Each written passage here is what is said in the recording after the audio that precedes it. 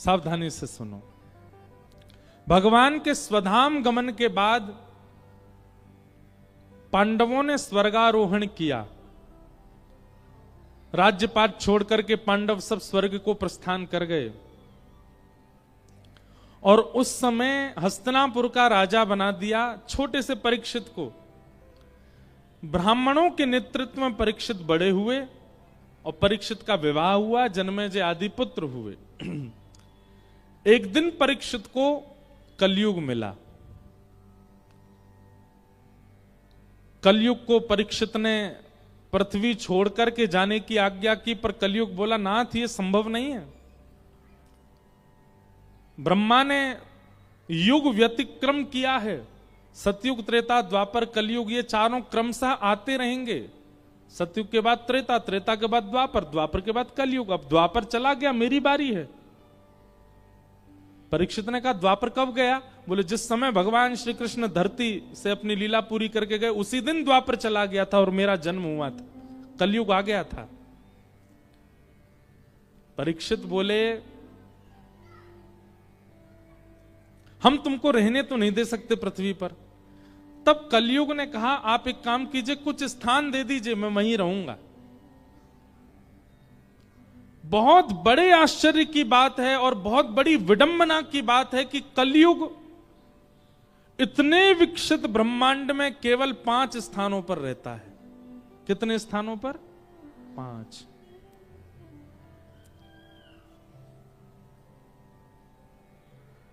विचार कीजिए कितने छोटे स्थान हैं कलयुग के पास, लेकिन फिर भी इतना पाप बढ़ रहा है दुनिया में। क्यों? क्योंकि इन 5 में कहीं ना कहीं मानव प्रवेश कर रहा है। हम हाथ जोड़ करके निवेदन करें आपसे, आप जीवन में कुछ मत त्यागिए, लेकिन इन 5 बातों का त्याग कर दीजिए जो अभी यहां बताई जाएंगी। आप कलयुग में रहते हुए भी सतयुग का औरा लेकर के चलोगे, आप सतयुग के ही माने जाओगे। वो पंच स्थान कौन कौन से? द्यूतम पानम स्त्रियः सूना यत्रा धर्मश्चतुर्विधः पुनश्च याचमानाय जात रूप मदात् प्रभो। सबसे पहला स्थान द्यूतम, जुआ। जुए में कलयुग रहता है।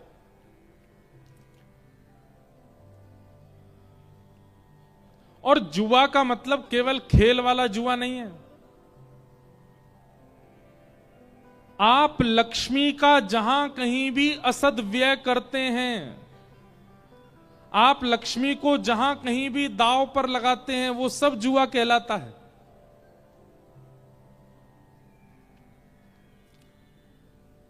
बता आज बारिश होगी कि नहीं होगी? नहीं होगी। अरे होगी। नहीं होगी। अरे होगी। लगी 500 की शर्त, जुआ हो गया। आपने धन को मजाक मजाक में दांव पर लगा दिया। वो धन नहीं है, वो रुपया नहीं है, वो लक्ष्मी है।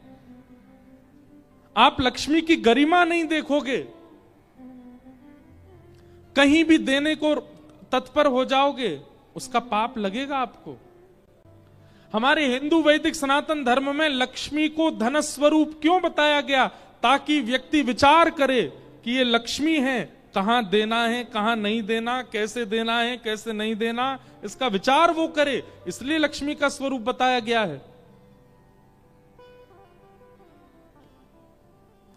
जुआ, जुए का मतलब क्या है? द्यूतम का मतलब क्या है? दांव पर लगाना लक्ष्मी को।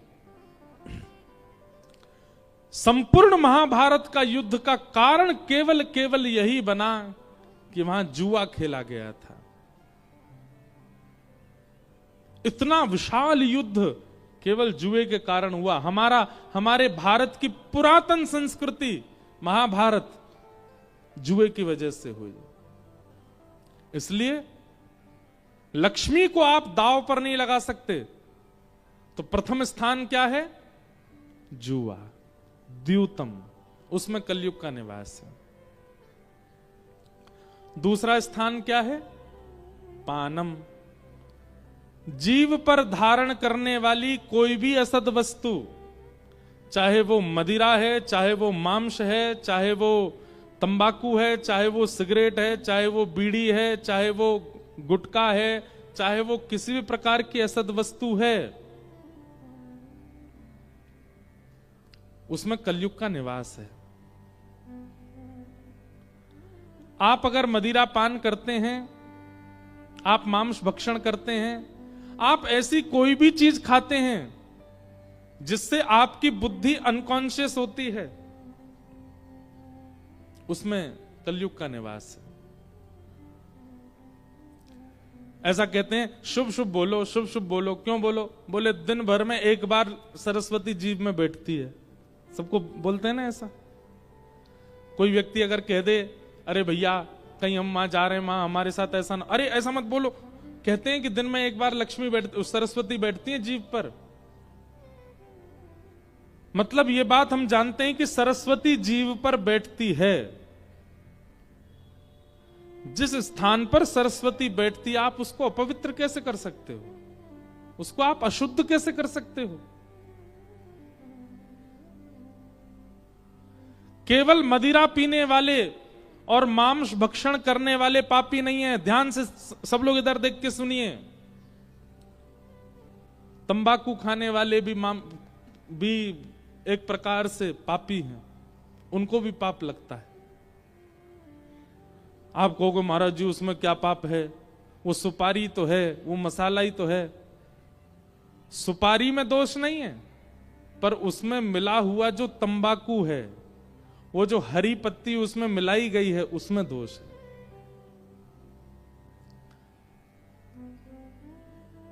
हमारे शास्त्रों में तो ऐसा भी कहा गया कि तंबाकू का जो सृजन हुआ है, वो तामसी, अब बहुत बड़ी कथा है, वो तो नहीं सुनाऊंगा मैं। तंबाकू बना कैसे? झारखंड में तंबाकू की खेती होती है। यहां पे खेत होते हैं कि नहीं? नहीं होती। आपने देखी है कभी तंबाकू की खेती? क्या फायदा? देखना भी क्यों है?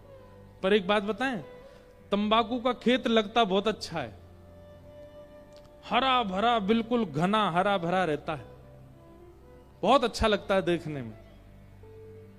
लेकिन उसकी खास बात यह है कि जैसे गेहूं की खेती में, धान की खेती में, गन्ने की खेती में प्रोटेक्शन के लिए बाउंड्री लगाई जाती है कि कहीं जानवर भीतर घुस के खत्म ना कर दें। कई जगह नील गाय चली जाती हैं, गैया चले जाते हैं, गधे चले जाते हैं जाके, और पूरे उसको खेत को उजाड़ देते हैं।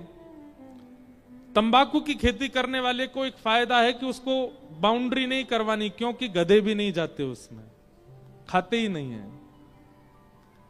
आपकी गन्ने की खेती है, हाथी उजाड़ देंगे। अन्य अन्य खेतियां हैं तो जानवरों से भय हो सकता है, पर अगर आप तंबाकू की खेती करोगे तो उसमें गधे भी नहीं जाएंगे, क्योंकि उसको केवल मानव खाता है और कोई नहीं। गधा भी इतना विवेक रखता है कि मुझको तंबाकू नहीं खाना, मानव खाता है। इसलिए भैया, मदिरा पान, मांस भक्षण और गूंज रही है आवाज, मदिरा पान, मांस भक्षण और तंबाकू का सेवन, इन सब में कलयुग का निवास है। तो द्यूतम यानी कि जुआ, पानम यानी कि असद अभक्षण, स्त्री यानी कि पर स्त्री पर पुरुष संग, उसमें कलयुग का निवास है। दुनिया में सबसे बड़ा व्रत क्या है? सदा एक के रहना। जिससे विवाह हुआ उसी के रहो। हां, वो बात अलग है कि अब यहां पे वो लोग वही सोचने लग जाते हैं कि हमारे पति तो ऐसे हैं, उनके कैसे रहे हैं हम। लेकिन यदि वो पूर्ण रक्षक स्वरूप है तो उनके ही रहो। पत्नी व्रत, पति व्रत, उसका पालन। पर स्त्री संग नहीं, पर पुरुष संग नहीं।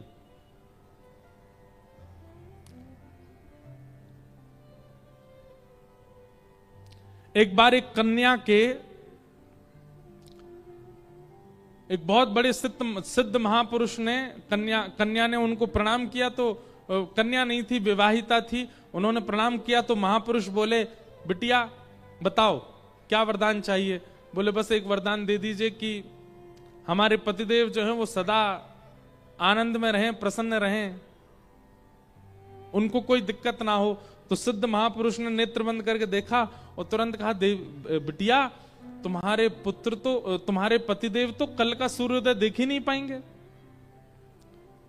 आज रात्रि ही उनकी मृत्यु निश्चित है।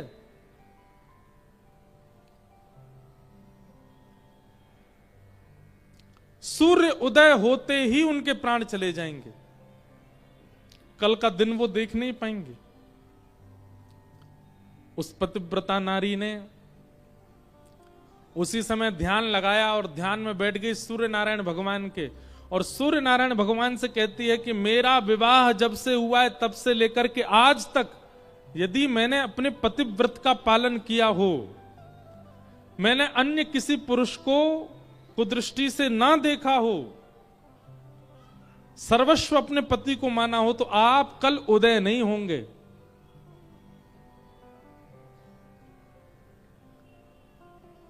और शास्त्र प्रमाण है, उस पत्नी के उस संकल्प से, व्रत से, तप से सूर्य नारायण प्रकट नहीं हुए। 7 दिनों तक अंधेरा ही रहा पृथ्वी पर।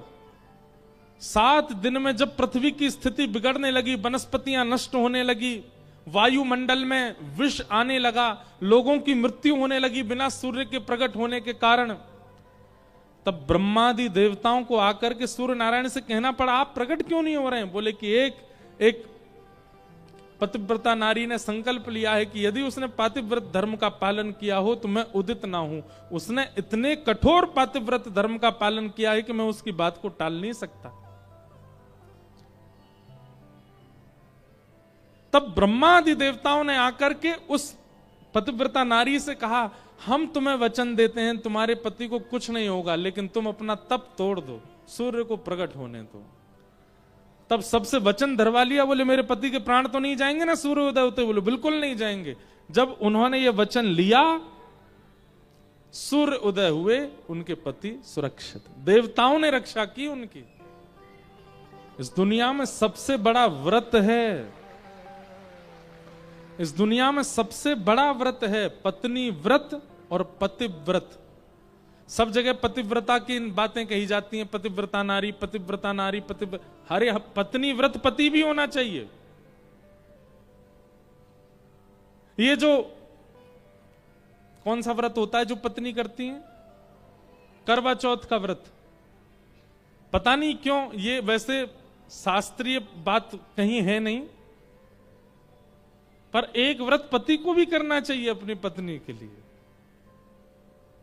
उसको भी करना चाहिए।